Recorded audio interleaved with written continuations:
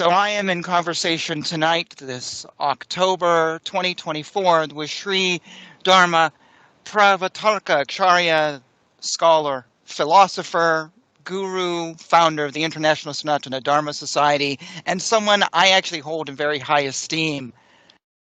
Someone who has directly influenced me over the years. I've been watching his YouTube videos and reading his books and radically changed my religious views. And he's someone I consider as a mentor. It's a very special occasion to get to talk with him.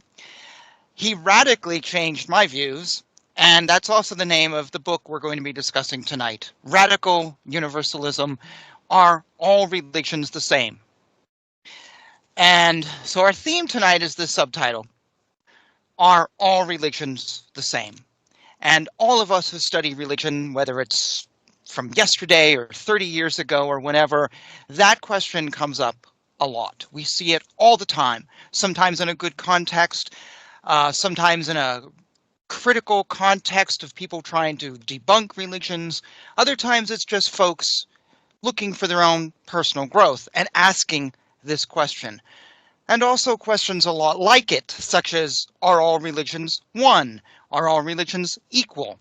I actually saw, you may get a kick out of this, Sri Acharyaji, one famous teacher whose name I won't mention, said, we shouldn't ask this question at all. What we should actually ask is the question, are all religions good? Which he didn't answer because he didn't want to be politically incorrect. The problem is, asking the question, are all religions the same? You might have a politically incorrect answer. And I think we should be willing to listen to such answers, and we should be willing to ask such questions, even if we don't necessarily want to hear the outcome or the answer. Because spiritual growth for me, and I think you may agree, is not about being politically correct and always saying the feel-good answer. It's about asking questions that are hard and questions that may have a tough answer. That's how we grow. That's how we step out of our comfort zone. And that's one of the reasons I love your teaching so much, Sri Acharyaji, because you encourage all of us to always ask questions of everything and everyone, to always be growing. And to not be user-friendly and always be catering to, just feelings, but to really dig in. So I say this from my own experience. I always read growing up that all gods were one, all religions are one. There's no difference between the gods behind you on your shrine and Jesus. They're all one. And I never thought about that. Yes, Jim Jones is a bad guy. But we all agree he's bad, and so that was the end of the conversation. I never really thought about it beyond that. The answer was obvious. But then you, sir, in a YouTube video quite some time ago, was talking about this. And you said that the question of all religions are one leads you to a philosophical dead end. And that blew me away when I heard you say this, maybe, 2019 or 2020. And I'm like, wait a minute, philosophical dead end? And that got my attention, and it made me think, and I just started looking at religion then through a logical lens. And I never did that before you. I never thought about religion in terms of logic or rationality or logical deduction. It was just how I feel. And suddenly this question of are all religions one opened doors that went here and went there, and I started really examining my life. And that's where you come in, and your teachings became very influential to me. And I realized that a lot of things that I believe were just feel-good things, or they were things that I actually could not argue. Like I said, all religions are one. I never actually thought about that. I couldn't really argue the point. Or I just believed a lot of sound bites that I'd read on Facebook or I'd seen in a YouTube video. And that was it. It was just a feel-good sound bite. And when you take a fine-tooth comb to these things, it's quite shocking what you reveal in yourself and what your religious world actually looks like. And that's when I found myself just really focusing in on Sanatana Dharma. and the tradition that you are teaching and the authentic Vedic tradition and getting rid of other things. And I started really questioning myself. So today, for those who watch my YouTube videos, they know that I do not promote religious universalism anymore. I do not say that Krishna and Jesus and Buddha and, I don't know, Mary Baker Eddy and whoever else are all the same thing. I don't say that anymore. For me, religion is about finding God, finding myself, and growing and finding the truth. And I don't really care what my neighbor thinks. I'm not about, you know, it's not to me about feel-good things. It's about logic and rationality. And this question, are all religions the same? The subtitle of your book often comes up in my head. I often think about this and this argument, because as I said at the beginning, it opens up other doors, philosophical questions. And then I'm here and I'm there.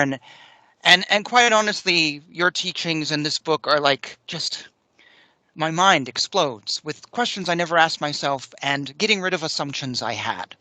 So I'm hoping anyone who watches this conversation between you and I tonight, they are curious, they want to explore new things, they want to investigate them things as I did and walk a path of light versus a path of darkness. So you cover a lot of topics in your book, and we're not even barely going to touch the surface. But I want to read a little bit from 2 pages in here, and this will start the conversation tonight and open the door. Before I read it, the context is, well, let me put it this way. Your book is not the only one on the topic of all religions are the same. There's now many books on the shelf by famous authors and not so famous authors. But I find a lot of those books all kind of answer this question through a compare and contrast situation. Judaism says this, Christianity says this, Sanatana Dharma says this, and they look at it that way. Or they look at the historical trends of we borrowed from here and they borrowed from us, and this story can be found in this, whatever. You take a completely different approach. So anyone who thinks they've uncovered this topic in other books, well, their library is incomplete until they get your book. You take a historical approach looking at the idea of Neo-Hinduism and Sanatana Dharma of the last few hundred years and the growth of the current belief system we have. And for me, it's just a radical perspective. It's like, wow, that never thought about that. People don't discuss this. So I want to read something now that clarifies kind of what I said, and this then will open up the floor to you, and we can expand more on this topic to get our talk going tonight. And after this, I'll say all I need to, and the floor is yours. So for anyone who has the book, this is page 68 and 69. Sri Acharya wrote, one of the phenomena that occurred during this historic period of the 1800s was the fabrication of a new movement now known as Neo-Hinduism. Neo-Hinduism was an artificial religious construct used as a paradigmatic juxtaposition to the legitimate and traditional Sanatana Dharma that had been the religion and culture of the people for thousands of years previously. Neo-Hinduism was used as an effective weapon to replace authentic Sanatana Dharma with a British invented and encouraged imitation of Vedic religion, now re-Christianed Hinduism. Neo-Hinduism was, in actuality, the newly triumphant worldview of Abrahamist, Masonic modernity with an Indian face. And this new religious movement was designed to make a subjugated people easier to manage and control. And you say on the next page, you call it Neo-Hinduism is a concocted Trojan horse manufactured by India's new colonial overlords to destroy the remnants of Vedic civilization from within. And the 2 words I love in that sentence are Trojan horse and from within, because that's what it is. I hear people talk all the time about Sanatana Dharma history, and they can talk about 1,000 years ago. They can talk about Adi Shankara or Ramanuja or whoever. But when it comes to current history, we say a lot of things, and we don't really know the history. And one problem that comes up a lot, or one thing I see that comes up that I feel is a problem, is people say things and then they'll be like, well, this is a Vedic idea and this is an authoritative idea that's found in the scriptures. But it's not, as you talk about in this book. It's actually something from Neo-Hinduism, which is created by an outside influence, but yet has somehow now 100, 200 years later become authoritative and whatever. So I wanted to open our talk tonight on this idea of what happened 200 years ago. What is this outside influence that now people don't even realize happened? Could you expand upon what I just read? And in brief, however you may want to approach the topic, because I know it is a huge topic. If you could open our talk tonight on this idea of the 1800s and Neo-Hinduism. Yeah, I would appreciate that. And with that, I'm going to pass the floor to you. Well, first of all, Aaron, let me thank you very much for conducting this interview with me. I feel very honored, very privileged to have this opportunity. So thank you, and thank you for wanting to discuss this very important book. I will talk about Neo-Hinduism, what happened in the 1800s. But first, very quickly, can I just talk very quickly about why it was necessary for me to write this book? Absolutely, absolutely. Please do. Because I may ruin some book sales by saying this, but it's not an easy book to read. There is a lot that is in here. It's a little bit less than 300 pages, but the concepts are overwhelming, and it's history, it's philosophy, it's science, it's religion, it's everything.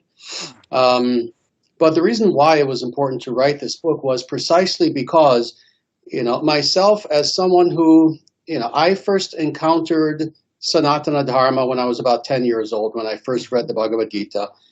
So I've been on this path for over 50 years now. And one thing that I have seen, both my own experience, especially early on, very early on, but I've also seen this experience with many, especially Westerners, who first encounter Sanatana Dharma.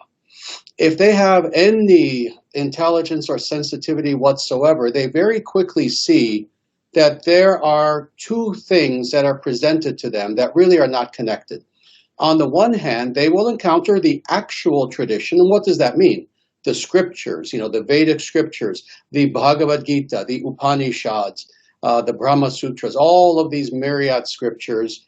And the scriptures have a clear and defined message. It's not a free-for-all where you're free to just interpret and, it can mean anything you want it to mean. No, there is a clear, coherent message. And the entirety of the Vedic corpus speaks with one voice. So this is something that on the one hand people see. People see that there are lineages that go back thousands of years, to put it lightly.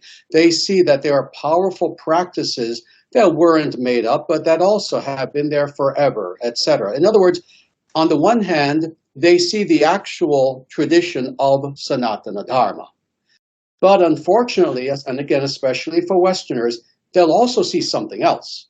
And it's absolutely contradictory to the first thing that they just saw. They will encounter, and we talked about this, I am going to be blunt. They encounter fraudulent gurus who have no qualifications, who have no background, no lineage, who themselves don't meditate, don't do anything, etc., etc., and they will give them a radically different message. They'll say to them, to the innocent Westerner who is attracted to this, oh, yes, yes, yes, what do we believe? Oh, what are you? You're a Christian? No, no, no, stay Christian. It doesn't matter. Oh, no, we don't believe even in religion. We're not a religion. We're a way of life. And it doesn't matter what you believe. It doesn't matter what you do. It doesn't matter if you're ethical, non-ethical. No, in this path, and sometimes they feel guilty even calling it a path, what to speak of a religion. In this path, you're free to do, say anything you want, and you're still within the bounds of fill in the blank. Often they'll try to pick the most innocuous, most generic term imaginable. Many of the fraudulent gurus, what to speak of calling this religion by its actual name, which is Sanatana Dharma, they're too cowardly to even call it Hinduism. They'll say, oh, this path, which, oh, I consider it to be just the path of universal consciousness. They'll pick the most broad thing conceivable, which the path has never called itself. The path calls itself Sanatana Dharma. That's in the scriptures. Indeed, even the word Hinduism is not there. But the point being, the innocent person who first encounters this path, they'll see on the one hand great authenticity, on the other hand, these modern gurus spewing nonsense. Now, as far as that individual, from a phenomenological perspective, a psychological perspective, that innocent individual who is there, what he will now do with that absolutely diametrically opposed juxtaposition is one of several things.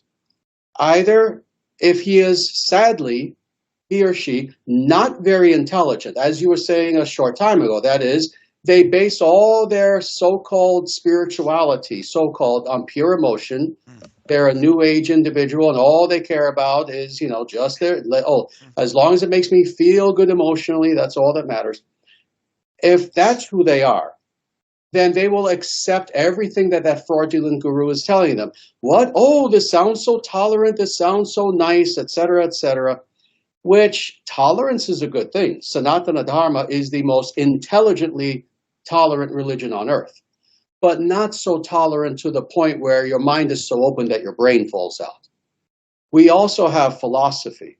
Anyone who studies Sanatana Dharma even slightly understands that we have philosophy as profound as anyone you can mention, as Plato, as Aristotle, as Hegel, as Heidegger, as Kant, as any of these individuals. Indeed, we leave them in the dust, actually, as far as our ability to think about things truly rationally and in accordance with all the categories of philosophy, ontology, metaphysics, ethics, etc., etc.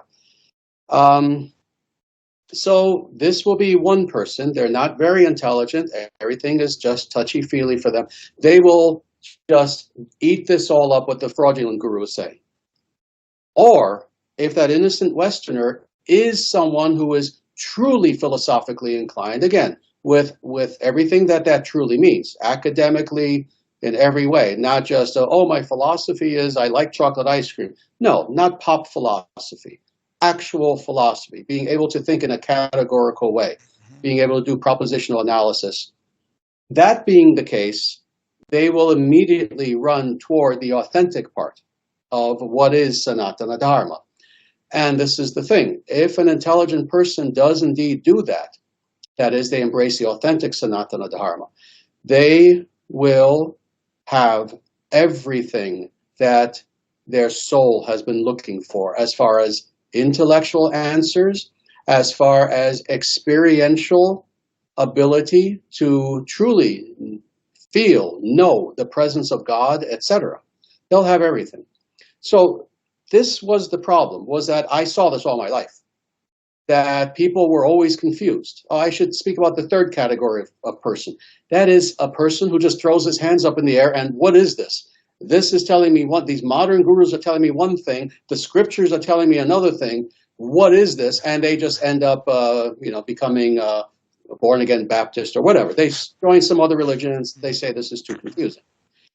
Well, this is a problem that unfortunately has, I don't want to be too dramatic and say that it has destroyed Hinduism. It has damaged Sanatana Dharma tremendously, especially in the last, century and a half. So 20th century and now 21st century. It has damaged us tremendously.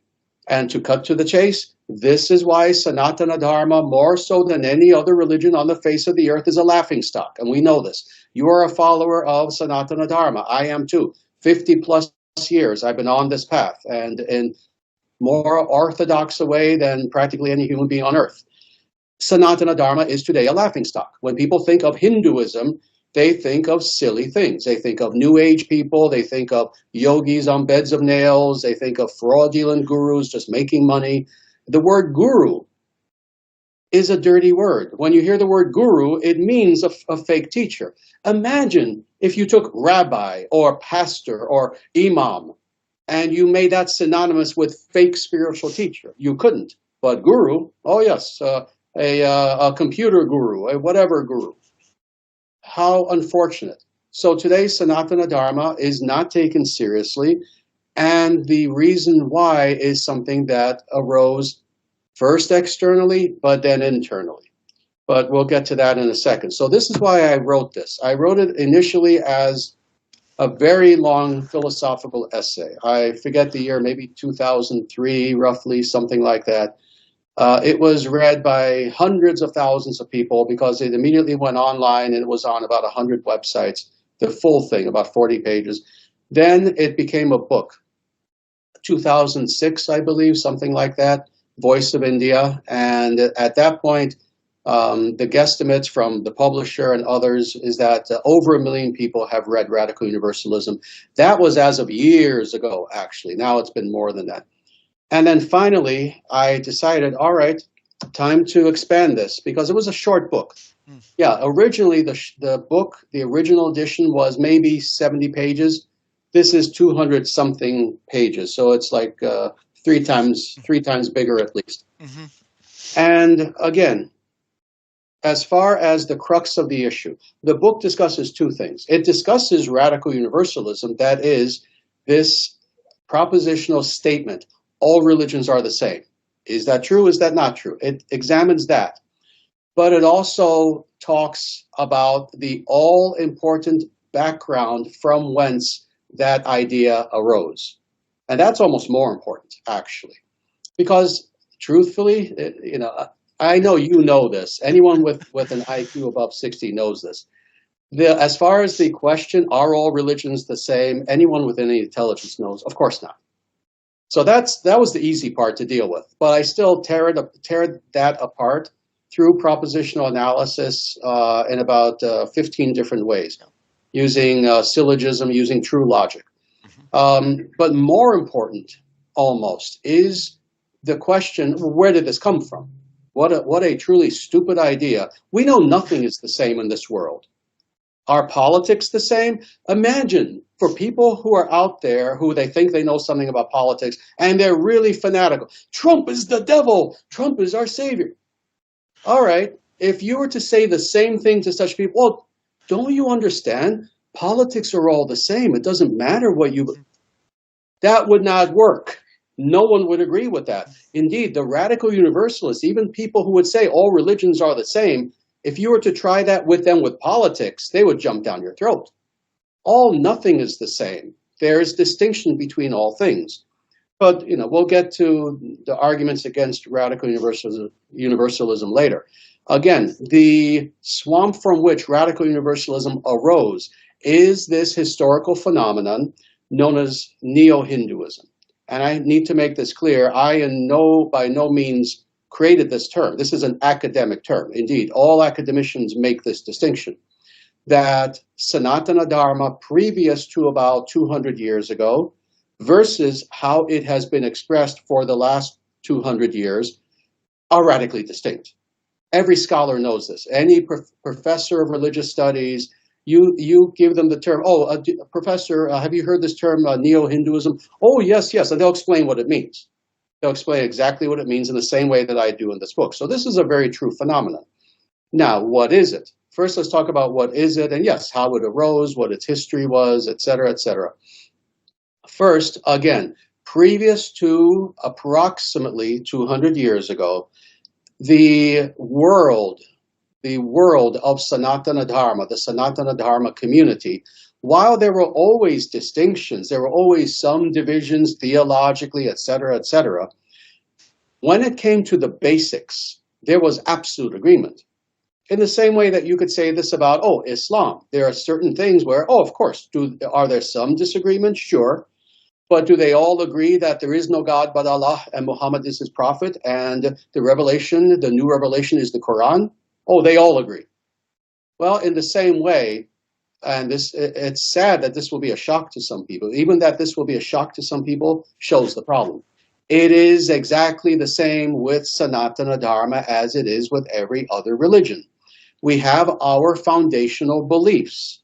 And if you uphold those beliefs in your life, you are a follower of Sanatana Dharma. If you reject those beliefs, you are not a follower of Sanatana Dharma. And this is not just someone's opinion. These are the views of every single guru, acharya, preceptor, rishi, in other words, every single spiritual teacher within the entire domain of Sanatana Dharma up until about 200 years ago. And what are some of those foundational beliefs? First of all, Veda. That Veda is aparushaya. That is, it is not something that's man-made, it is perfect. And not really good reading. No, it's perfect. That is the authentic traditionalist understanding. We wish to know God, we wish to know truth. This is the epistemological mechanism by which we know that truth. There is a phenomenon known as Veda. Veda means knowledge, not just any knowledge, not auto mechanics. No, that Veda, that knowledge which is eternal in nature, that is known through the Vedic scriptures. So that's something everyone accepted. That the way that we live life as true humans, that we live a life that is wholesome, that is healthy, that is positive, that is good, is we follow Dharma. We follow the eternal natural way. This was another tenet that was there throughout the totality of Sanatana Dharma. Again, if you went to any knowledgeable Hindu, let's say in the year 1650, and you were to ask them these two things, you can go to a semi-educated person, you could go to a leader, to a brahmana, to a guru, and say, can you please confirm this for me?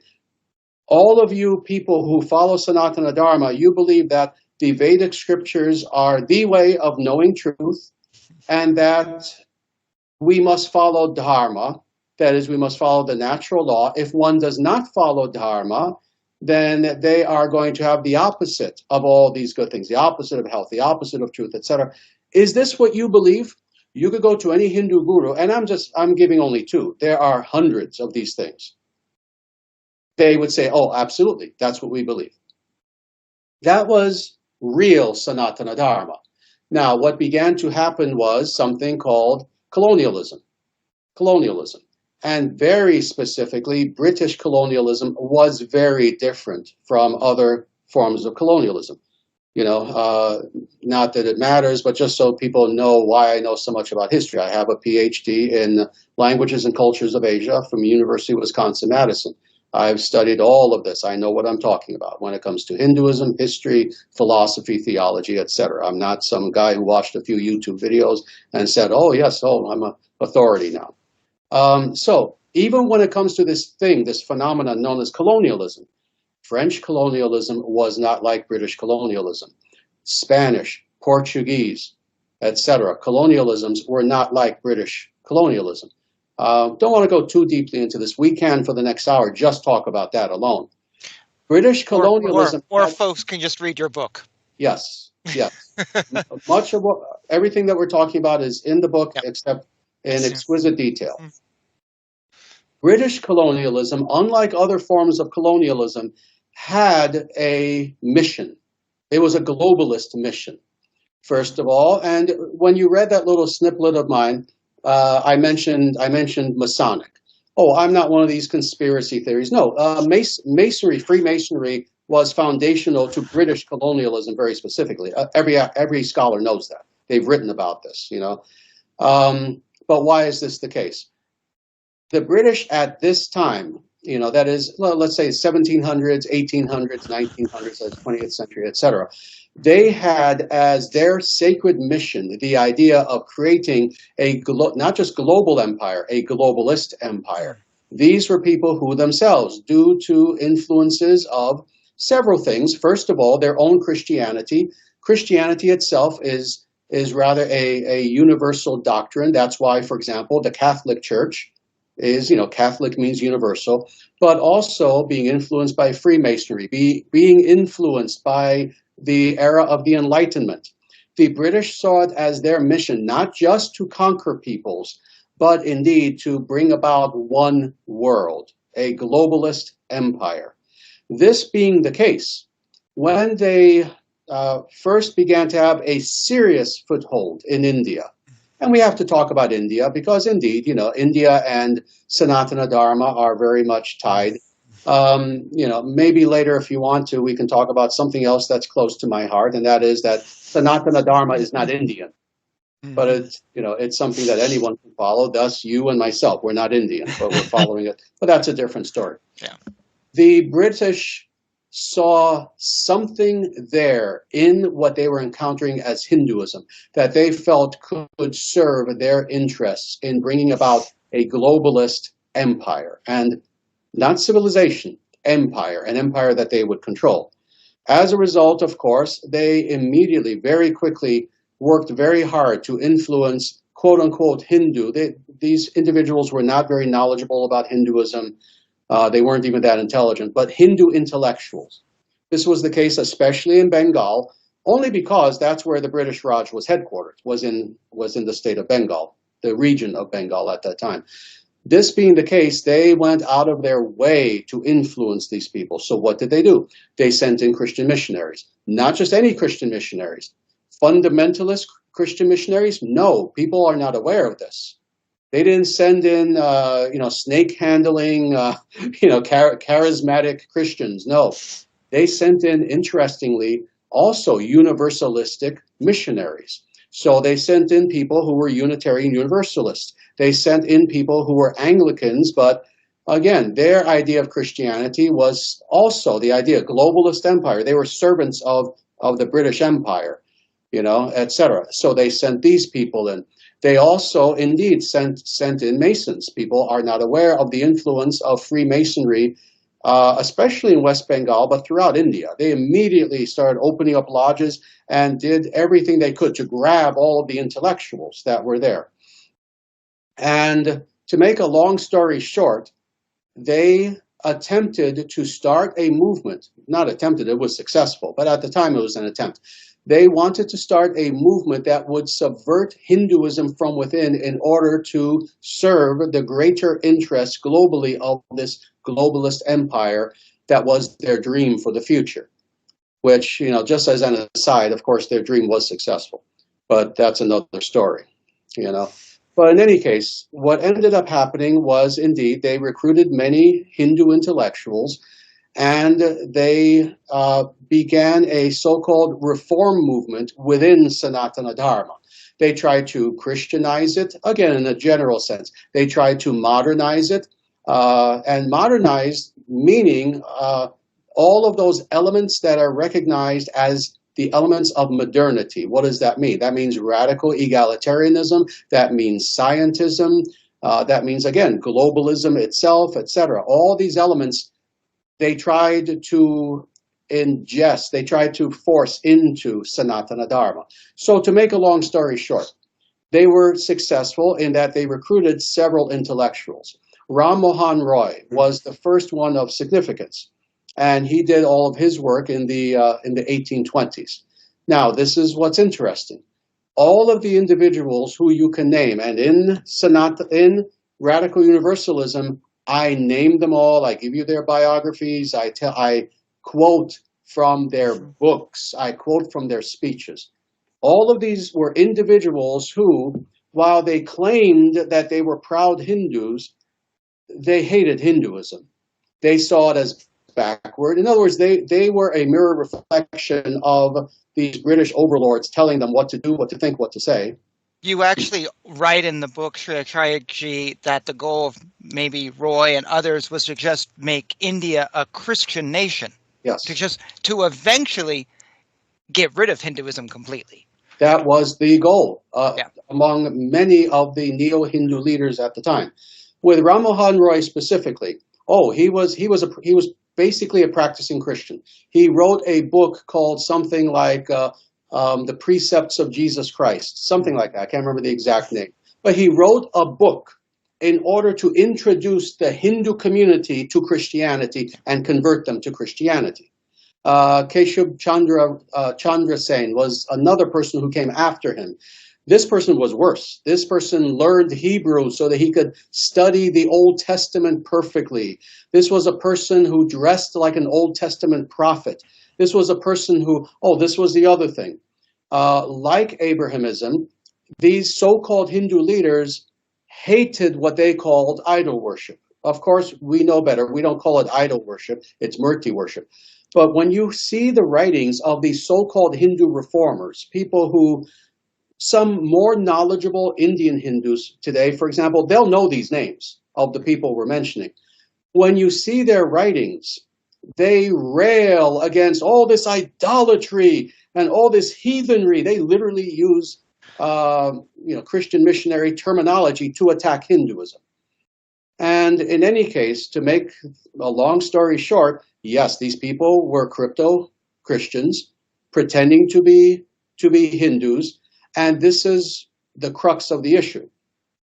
What we now call Neo-Hinduism. All these ideas, came from these people who were really crypto missionaries. They hated Hinduism, even though they were Indian. They had Hindu names. They saw Hinduism as backward, as superstitious, etc. That became the foundation. That became Neo-Hinduism and more. That's step one. Step two, much of what modern people today, both Indians and Westerners who, yes, I find this fascinating, the Bhagavad Gita, and they have no idea that half of what they think is actually Vedic is actually coming from Neo-Hinduism. One of these is Radical Universalism. And there are many other tenets. In the book itself, I list, and I could have gone on, I list 13 tenets of Neo-Hinduism, and I destroy them, quoting the Vedic scriptures. I show how these ideas that today many people just accept, yes, this is what Hinduism believes.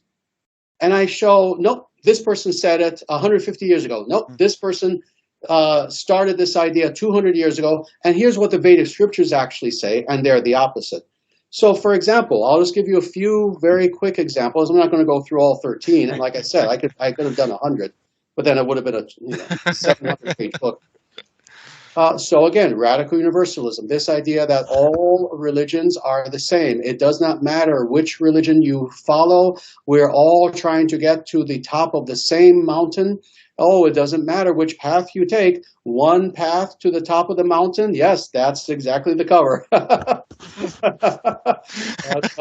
That's the cover. Yep. One path to the top of the mountain might be more scenic. One is a little longer. One is shorter. As long as you get to the top of the mountain, that's all that matters. How many people have heard this nonsense? Everyone has. Now, a very long time ago, something like 45 years ago, I heard this also because I attended talks by many fake gurus.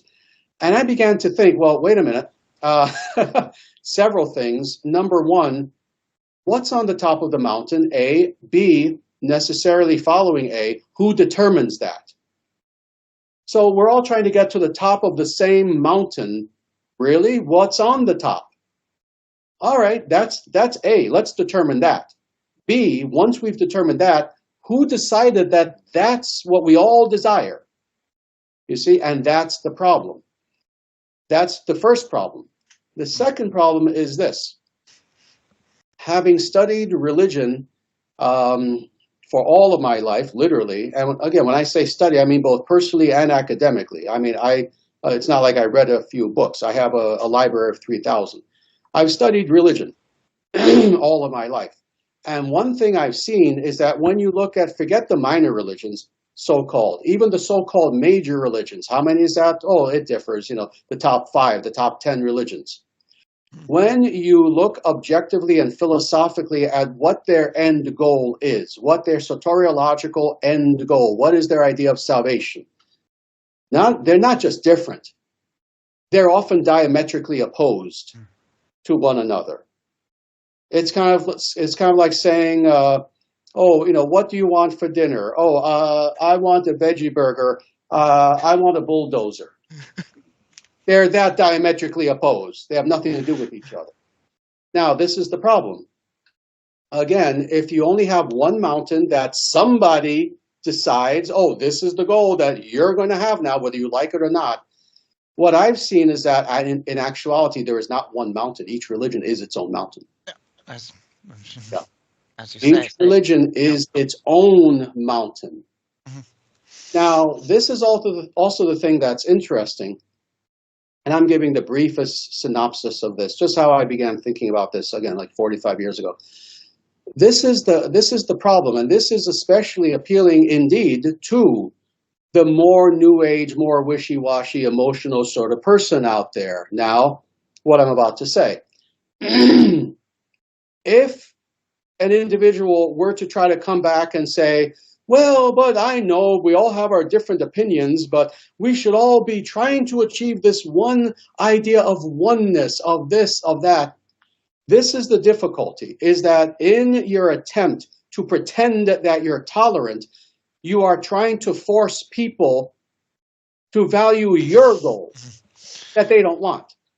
And what often is that goal? There are a few things I need to say about this. Often that so-called on top of the mountain is the most generic, most general thing imaginable. Ask any of these fake guru universalists, all right, what is the supreme goal? They'll give you the most meaningless answer.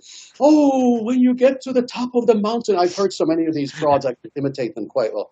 When you get to the top of the mountain, it's all light. That's nice. Do I get to nap? Can I turn the light off once in a while?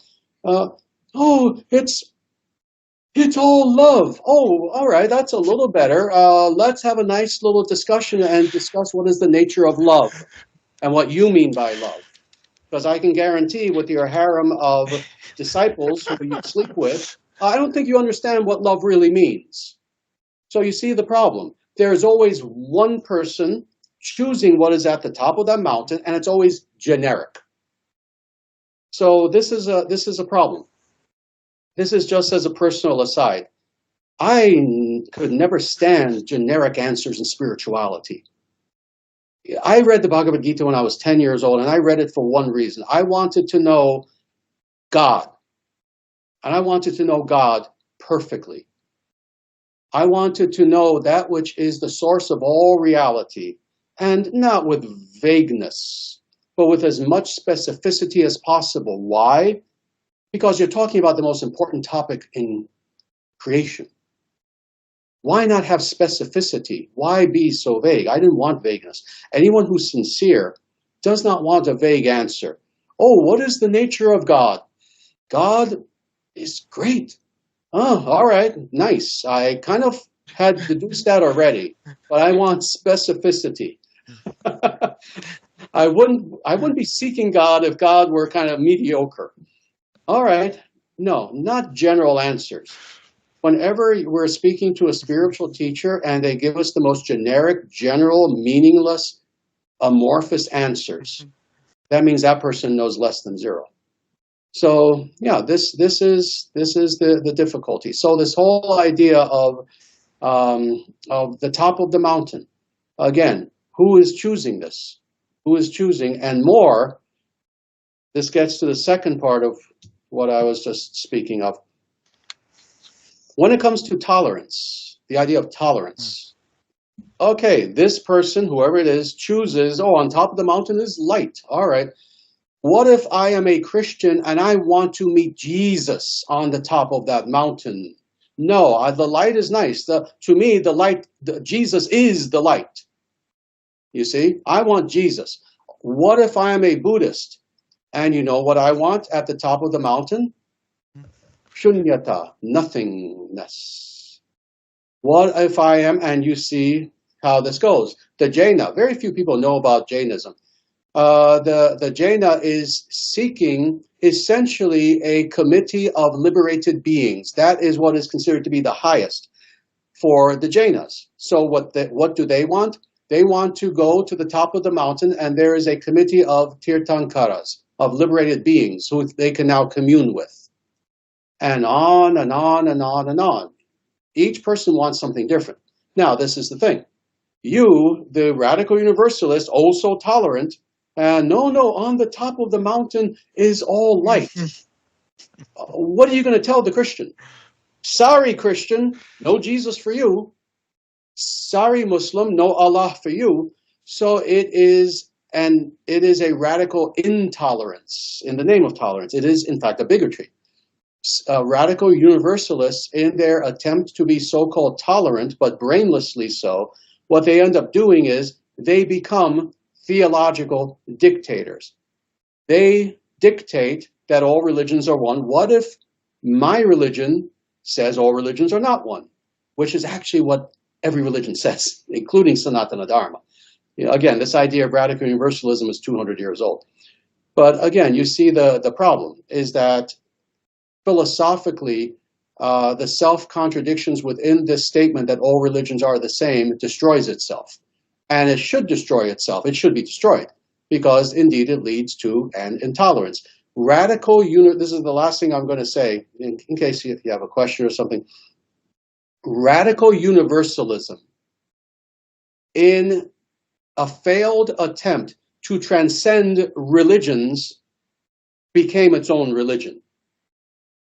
If you are not a radical universalist, if you don't believe as we do that all religions are one, there's something wrong with you, you see? And this is why I wrote the book. And there's so much more you haven't even touched upon that is also in this book where you just keep going. Let me throw something out at you. You just said that, I'm going to paraphrase you, that no religion is saying that, all religions are saying that we're the way and this is the way. No religion out there, no mainstream religion, it's really talking about universalism. But you hear all the time that Sanatana Dharma does believe in radical universalism because Krishna said, all roads lead to me. Krishna said this in the Bhagavad Gita, and you hear that argument all the time.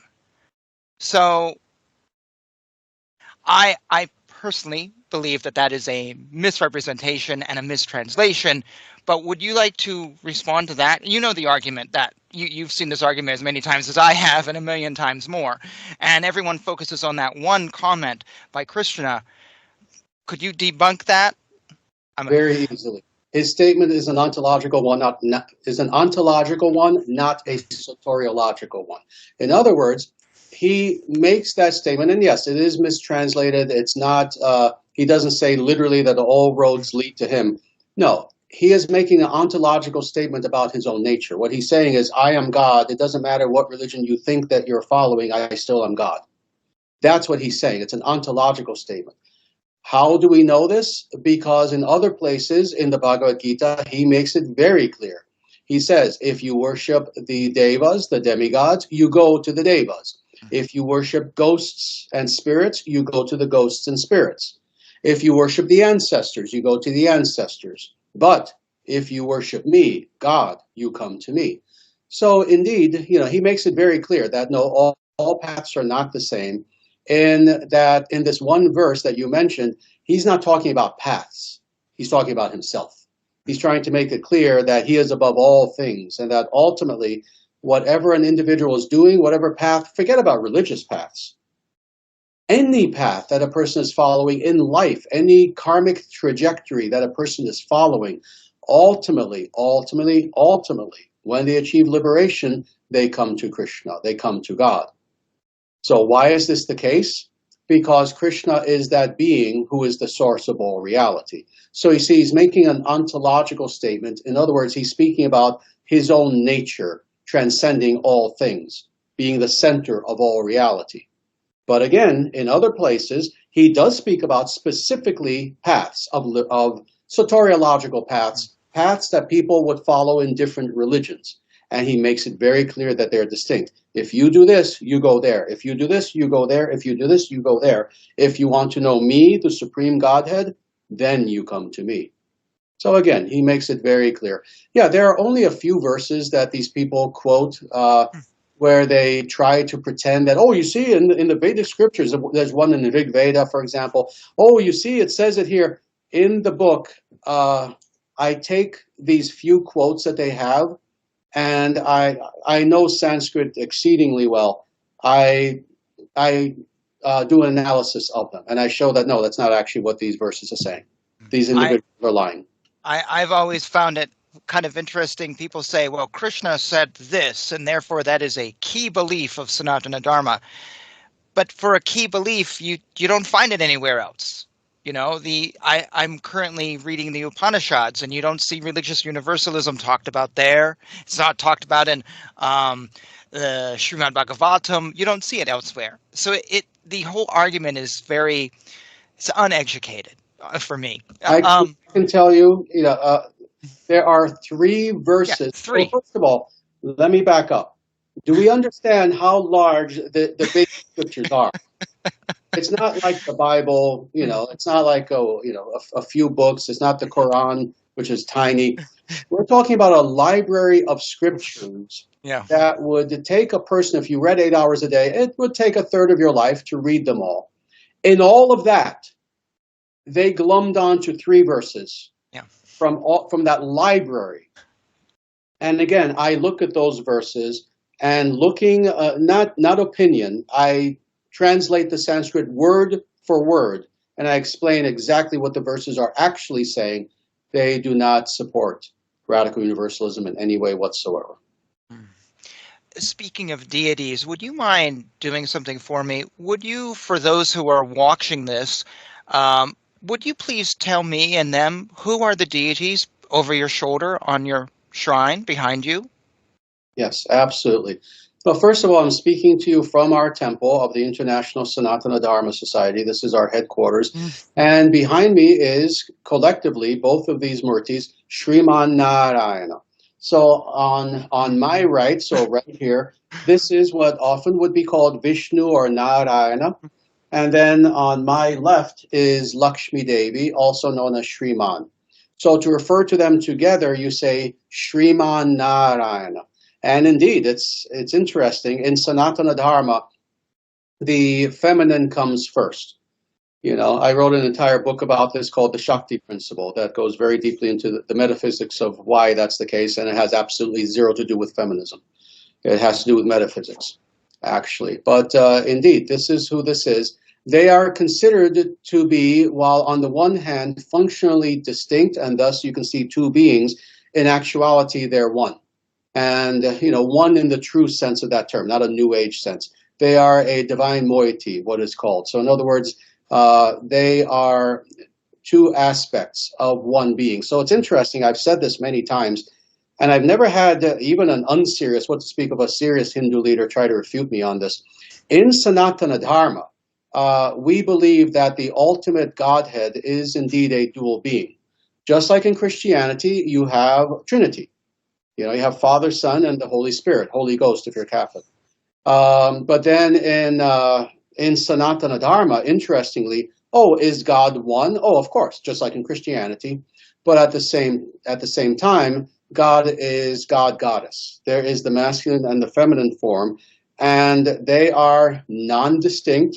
So God is one, but on the other hand, functionally, you can see them as two separate aspects of God. So in other words, in Sanatana Dharma, behind me, these two beings together, this is God, Sriman Narayana. So it's interesting that you mentioned Narayana, because before I started watching your videos, Sri Acharyaji, I never heard that phrase. I always heard the name Krishna, Vishnu, Shiva, whatever, Lakshmi. And then you started saying, well, no, Narayana is the name of God. Maybe you've said the highest name. I'm forgetting right now.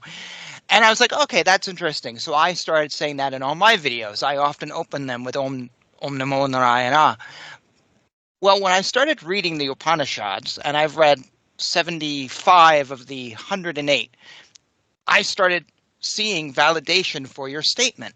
Over and over, I kept seeing Narayana mentioned in the Upanishads. I think a few of them even state that is the name. It's not Krishna, it's not Vishnu, it's not Lakshmi, it's Narayana. It's this powerful name, and I even came across the mantra that you have given. Over and over, I've seen that. And so it's validated your statement. Not that I didn't believe you, but it's just nice to see the physical evidence.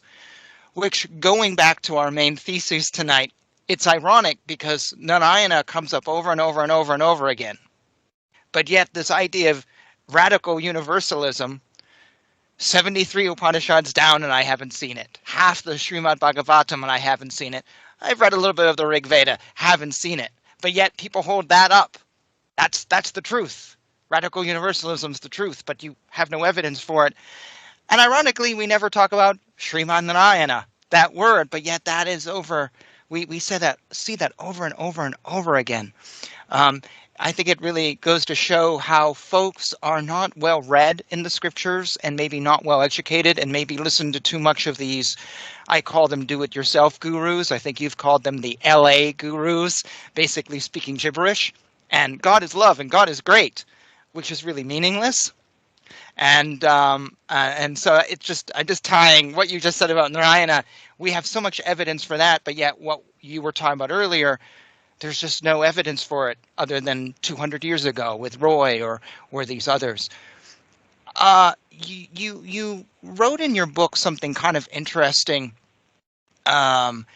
You said on page 169, for those curious who want to look this up, you're talking about how if Sanatana Dharma is promoting radical universalism, then and this is your quote, the Vedic religion's only contribution to the realm of religious history would be to negate its own existence by upholding the teachings of every other religion, while simultaneously denying its own inherent distinctiveness.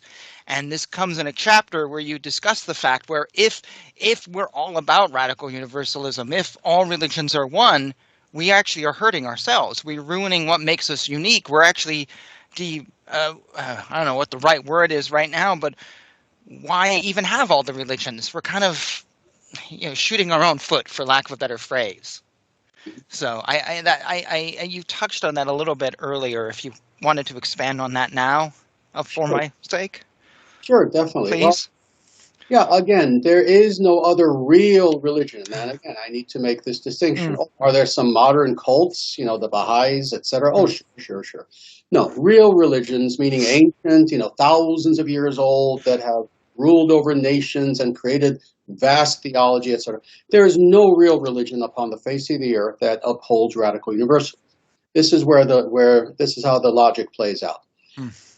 If it is indeed the case that Sanatana Dharma is the only religion upon the face of the earth that does uphold that does uphold radical universalism, what is the conclusion of this? Well, several things. First of which is this.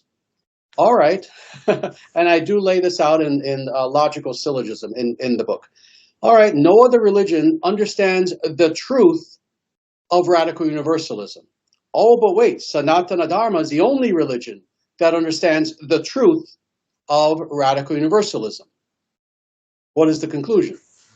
Sanatana Dharma is superior to every other religion upon the face of the earth, thus undercutting exactly radical universalism.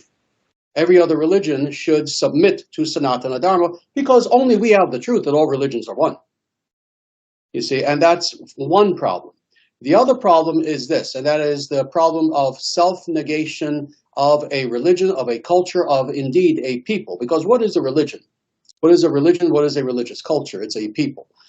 If indeed only Sanatana Dharma teaches this, that, oh, no, it doesn't matter what you follow, it's all good, it's all wonderful, etc., etc. If Sanatana Dharma, and only Sanatana Dharma teaches this, Sanatana Dharma will then cease to exist, because every other religion believes the opposite and thus maintains its strength. Now, further, let's go even deeper to now a metaphysical issue. If radical universalism were true, and yet it leads to its own destruction, then the truth itself will die by its own hands. It will have committed suicide. No, thank you.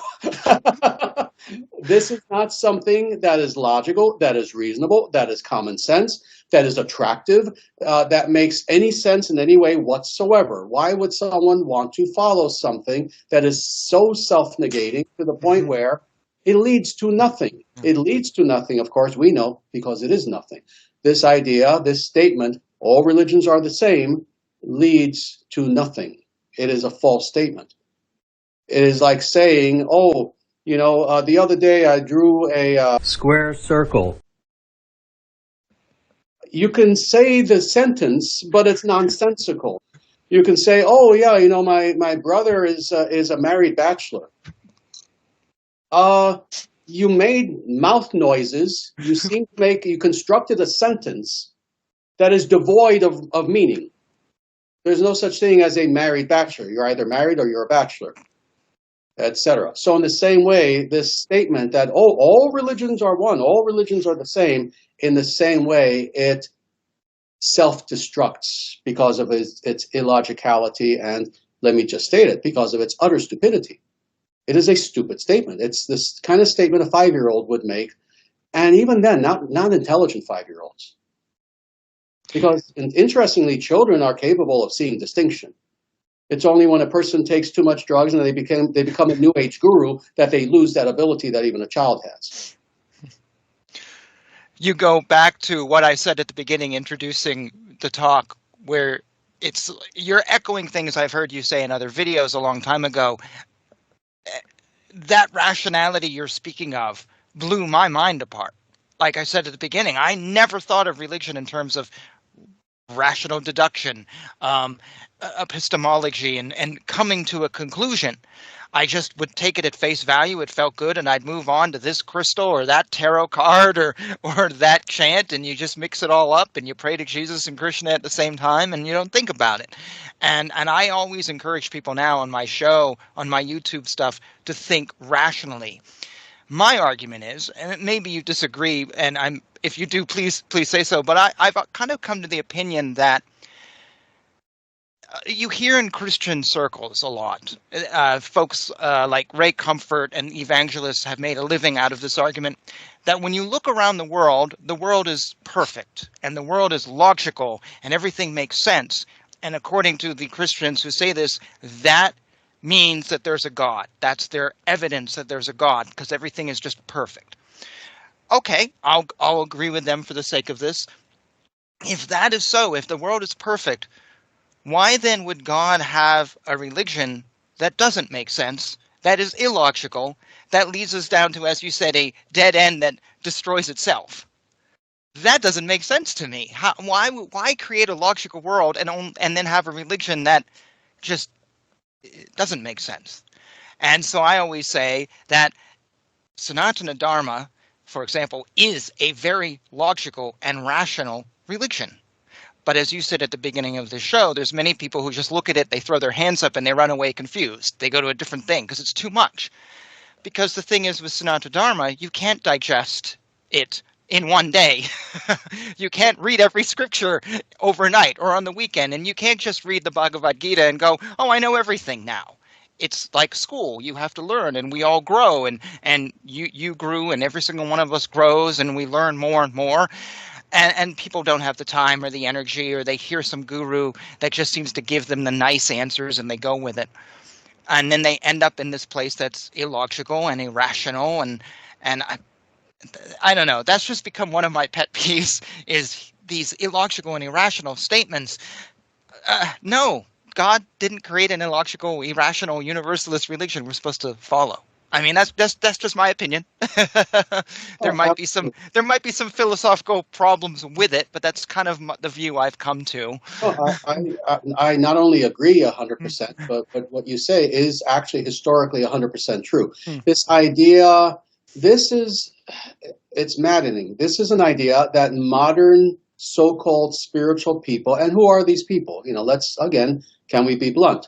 We're talking about urban folk, who are effete liberals, who really are not really serious. Spirituality is the latest fad for them. They just want to glom on to something because their life is very stressful and very understandable. They're hoping that something will just kind of give them some immediate relief. Most people who are so-called spiritual are not very philosophically inclined. But all that being said, this idea that, religion and rationality are at odds with each other is so recent that it is amazing. It would be amazing if people were to understand this. This idea has really only come about in roughly the last 60 years. Previous to that, people understood any aspect of what do you want to call it, religion or spirituality? It doesn't matter. It is meant to be something that is both rational and experiential. Now they've thrown out the rational and they want only the experiential. Why? Yeah. No, this is the question. Why? Because people are hedonistic today. All they want are the feels. They want the feels. They want feeling, feeling, feeling. They threw out the rationality. Now, of course, on the other hand, you have atheists. They claim they're rational. They're actually not. To defeat atheists philosophically is like the easiest thing conceivable. But, let's just say the atheists want to pretend they're hyper-rational and no experience, no feeling, no any of that. Sanatana Dharma, and truthfully, really interestingly, every religion made this claim that they wanted to have both. Even Christianity, Islam, all the religions, they tried to be rational. They had theology. If people today don't quite understand what theology is. Theology is strict philosophical constructs that pertain to religion and spirituality. That's theology. Every religion had its theology, where yes, you had to understand things in a very intelligent way. And they also had their mystical, quote unquote, side, their so-called mystical side, where now you practice and you go inward and you experience higher spiritual truths, you experience God, etc. So that was the idea since the beginning of time. Now for roughly the past 60 years, and why? I can go very deeply into all the factors that were there. Modern urban effetes primarily throughout the rationality. And what did they want? They didn't want religion. They didn't even want spirituality. All these people who, I'm not religious, I'm spiritual. No, actually, these people want neither. What they wanted was just some relief from the fact that their life is meaningless. In modernity, this is why I keep talking about urban effetes. And trust me, I was born and raised in New York City, so I know what I'm talking about. We have all these individuals who their lives are hell because they live in urban hellscapes, especially in 2024, with crime, with, you want to rent a studio apartment, you want to rent literally one room to live in it, $3,000, and on and on and on. A million problems that we can explain. So what is attractive to people now? So-called spirituality that is 100% emotional relief. So as a result, people today think that, yes, what it means to be spiritual is you don't think. You just kind of experience. That is not what spirituality was in the past for any legitimate teacher. That's not what it was for Jesus. For those people who like to go on Facebook and have these little quotes, the Buddha said. That was not the case for the Buddha. My Lord, he was logical in how he presented everything. He had a systematic worldview.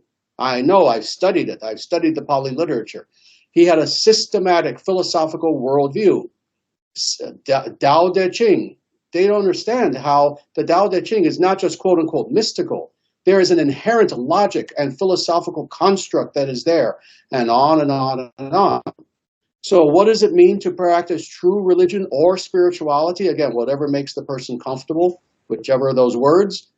It means having this perfect combination of, on the one hand, using this most powerful of abilities known as the intellect, on the one hand, on the other hand, not being a slave to the intellect, but using that powerful intellect so that you can now understand how to do the practices that are necessary such that you can go within, that you can know yourself, have perfect self-realization, and more importantly than that, infinitely more important, have God realization.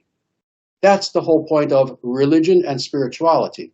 If anyone out there is following something, anything, some fake guru on YouTube, some life coach, whatever it is, some new age tarot reading, crystal slinging sort of person, and they're not presenting what I just said, that perfect combination, and with that goal, stop wasting your time. Let me just end by saying this one last thing, because this apparently I've become famous for this saying now. Don't play games. What are we seeking as spiritual people? What are we seeking? We're seeking the most profound thing conceivable, not just a quick thrill, a quick rush. We are seeking the eternal. We are seeking that which, when you find it, you are paralyzed there on the spot with tears pouring down your cheeks because you realize that you have reached the source of all reality, and that source is a being of pure compassion and love and grace. That's what we're seeking. Stop playing games.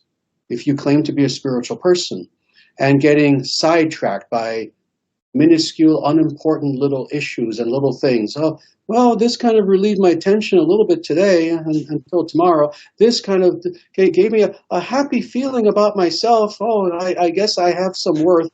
That's all important too. But keep your eyes on the goal. The goal is that in which nothing greater can be conceived. The goal is, to use the English, German word, God. That which is the highest. That's what we're seeking. Seek the highest. Seek the highest. Seek the highest, and let nothing stop you. That's the thing. Look at the sages from the past. These were not weaklings. That's why I've said the true sages of the past were the greatest warriors. These were people who had courage. These were people who had discipline. These were people who nothing could stop them. They were unrelenting. They wanted to know truth. They did what was necessary, and they knew truth. We need to be like this. We need to let go of so-called religion and spirituality the way that it has been falsely presented to us in the past, again, 50, 60 years. We need to go back. We need to go back to those sages.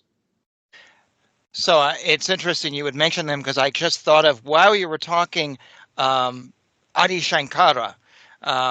Last year, out of curiosity, I read about 30 of his writings. And what I found was he would take a topic, whatever it was, and then examine that topic in 15 different ways. I remember reading his writings, and it would be very repetitious on some level, but what he was actually doing was like spokes on a tire. He was looking at it from every single direction and going on every single argument and looking at the contradictions and the things that other people would say. It's very logical. While personally I didn't always resonate with stuff from Adi Shankara, my respect for him just went through the roof because he was so logical.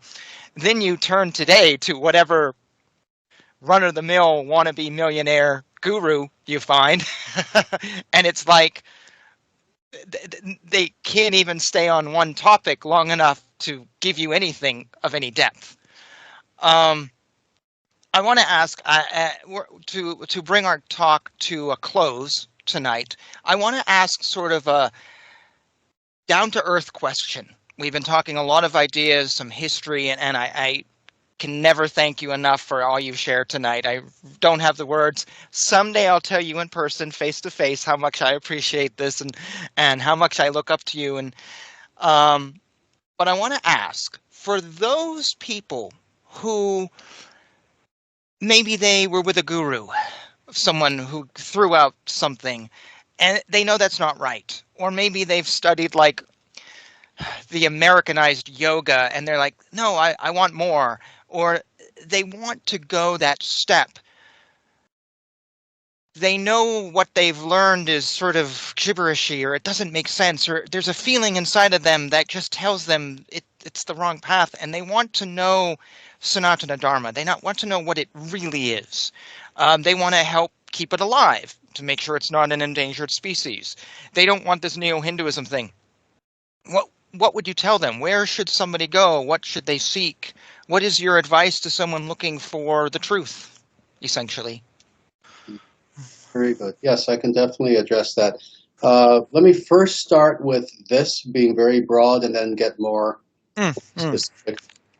First of all, I can again, I've been on this path, for many decades, and I've seen everything. Very often I'll encounter someone and I'm speaking to the person about, lineages in Sanatana Dharma. And in my mind, and in the mind of the scriptures, and again, Orthodox people, we know what that means. A lineage goes back to the beginning of time. mm. And I'm speaking to this person, oh, yeah, I'm part of a lineage too. I follow Swami, blah, blah, blah. And he had a guru, and he had a guru, and it goes back 150 years. And he says this as if that's impressive. This is one way in which, one of 100 ways, in which an individual can know that, they're following a guru. Is it something real? A lineage does not go back 200 years, 150 years, even 300 years. It goes back to the beginning of time. And this is another way in which you can know Orthodox, i.e. authentic Sanatana Dharma, versus Neo-Hinduism. The Neo-Hindus, they only go back, again, 200 years. Versus Sanatana Dharma. The lineage that I'm in, quite literally, goes back to the beginning of time. It goes back to Sri Lakshmi herself. It goes back to before this world was created. And we know all the individual gurus from her down to this very day. So that's one thing. That's of importance. The other thing is where a person seeks is also of great importance. If they want to get through this dark, vast jungle of whatever you want to call it today, Hinduism, Vedic, milieu, whatever you want to call it, they need to make sure that the knowledge that they are getting is knowledge that is itself authentic, not someone's opinion. That's of vast importance. A true guru, a true spiritual teacher, never says, oh, yes, I came up with these ideas. I had a realization that no one had ever thought about before, and I'm going to teach this to you now. That's a fraud. Run away quickly. Don't look back. Don't look back. Run away quickly. A true guru tells you, what I am teaching you, I am just a vessel for, and it was taught to me by my guru, by his guru, by his guru, by his guru, by his guru, going back again to the beginning of time. So you need to look at the source of the knowledge. A true teaching, Vedic teaching, is again based upon the actual scriptures. If you find a so-called guru and he is not always commenting on the scriptures, get away from that person. Again, you've seen our live streams. 98% of our live streams, of my live streams, is me commenting on the Vedic scriptures. And Vedic scriptures, some of which almost no one has even heard of. They're so rare. Upanishads, no one's heard of, Paramasamhita Pancharatra, we spent like 4 months going through that. No one's heard of that. Well, that's important. A so-called guru, if he is real, he comments on the scriptures. Again, how many people are there who they know nothing about the scriptures? I'm like you, I'm not going to name names. There's one big guru who has millions of followers, and he has admitted that he's barely read the Bhagavad Gita. No, there is no such thing in our tradition. If a person is a guru, a spiritual teacher, they comment on the scriptures, they follow the scriptures. In fact, may I give you just a quick little listing for individuals who are looking for a guru? They know the scriptures perfectly. Oh, I'm using the word perfectly. Would you define perfectly? Yes, what that means is the gist of what is being said. So in other words, by perfectly, it doesn't mean that you can say, oh, all right, in the Srimad Bhagavatam, Canto 7, verse, what is said there? No, not perfect recall. What is meant by perfect is that they can comment on any scripture. They can go from an Upanishad to the Bhagavad Gita to a Purana to anything, and their teaching is consistent and in accordance with the scripture and the scriptures alone. That's the definition of perfect Shastric knowledge. Shastra means scripture. So they have to have that. Number two, they have to, again, have been in an actual lineage. They have to have received real initiation. Not, oh yes, I had a dream and blah, blah came to me. No, no, no. They had to have had real gurus. Um, this is very important. They have to be a 100%, again, perfect, ethical and moral individual. What is meant by that? That means that, and I'll spell it out, a spiritual teacher does not do drugs of any kind. No ayahuasca, oh, I'm so spiritual, I'm doing a spiritual drug. No, no marijuana. They don't do drugs, they don't smoke, they don't drink alcohol. It means that they are vegetarian. There's no such thing as a Vedic guru who is not vegetarian. They must be vegetarian. It means that they do not sleep around. They don't have a harem of disciples who they sleep with. It means that they are either celibate or monogamous. If they are unmarried, they're celibate. If they are married, they are monogamous. And on and on. What we understand to mean morality. If they fall from that and they start trying to give excuses, oh, well, yes, I was pretending to be celibate, but oh, yeah, I guess it's come out 10 of my female disciples and said that I've had sex with them. No, actually, I was doing secret tantric practices. No, that's a fraud. That's a fraud. And yeah, etc. Again, it's a long list. We have several videos where I speak about the qualifications of a guru. And I want to make note for anyone who's hearing this, you didn't make that list up. Those whatever five, you didn't make this up, and I will validate that because I've read on my channel numerous Upanishads that have listed what a guru is, what a spiritual, authentic spiritual teacher is. I have read numerous Upanishads that are saying what you're saying, and many more things. Yeah, so there's nothing that you have just made up. So for anyone who wants to say, well, wait a minute, but you're making stuff up. No, I will validate. I've seen it. And the Srimad Bhagavatam, others, you're presenting a very old idea that was taught by your teachers and their teachers, and we can trace to the scriptures. So I just wanted to put that in for any concerning folks. I appreciate that. This is one of many things that first attracted me to Sanatana Dharma, again, when I was about 10 years old, is that, interestingly, as much as, again, fraudulent people try to pretend that, oh, there are mysteries in the Vedic scripture, there are contradictions, oh, we just don't know, oh, what's the nature of God, oh, who knows. Interestingly, what attracted me to this path is that nothing is a mystery. So even when it comes to, for example, the question of what is a guru, oh, people want to pretend it's a mystery. Oh, you got your opinion. No, but like you said, yes, in the scriptures it explains. I have noted hundreds of verses from all throughout the scriptures, and they do not contradict each other, where they will give lists of the qualities, not only of true gurus. There are verses where they tell you what is a fake guru as well. That's how detailed this is. They'll tell you point blank, if your guru says this, does this, it's a fraud. The irony of that is you often see fraudulent gurus like the one you mentioned or referred to who tell you not to read the scriptures. Because, and I say this on my channel so often, I think I've started editing it out because I'm tired of hearing myself say it. If these gurus read the scriptures, they would be debunked instantly. Yes. And they know that the people who follow them haven't read the scriptures, and they're telling you, don't read the scriptures, or the gurus have done their own interpretation, which you can buy for $24 in hardcover or softcover, and you should read that instead. And because if you read this stuff, you'd look for the exit, and you'd walk out, and you'd realize who you were following is wrong. So I tell people all the time, if your guru doesn't talk about the scriptures, yeah, maybe this isn't, maybe you should start backing up. That's just one little thing to look for of many things. Absolutely. Sri Acharyaji, I'm going to let you go at this point. Unless there's anything more you want to share. I don't want to keep you too late, though. Other than, again, I want to thank you for this wonderful opportunity. We've spoken in the past, and yes, you're someone who I'm very happy that you have your channel, and it's everywhere. It's not just YouTube; it's on I other platforms as well.